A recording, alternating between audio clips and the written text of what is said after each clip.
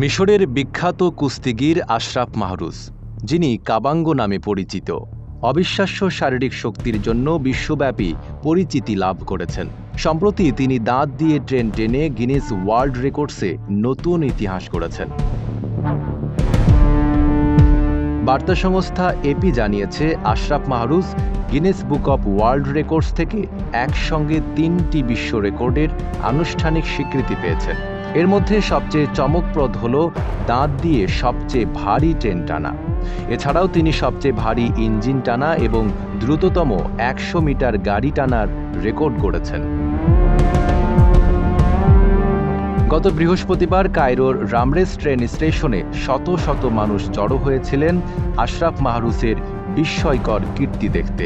সেখানে তিনি একটি ২৭০ টন ওজনের ট্রেনের সঙ্গে দড়ি বেঁধে শুধুমাত্র নিজের দাঁতের জোরে সেটিকে প্রায় ৩৩ ফুট পর্যন্ত টেনে নিয়ে যান। পরবর্তী পর্যায়ে শরীরের সঙ্গে বেল্ট বেঁধে একই ট্রেন আরও একবার টেনে দর্শকদের তাক লাগিয়ে দেন।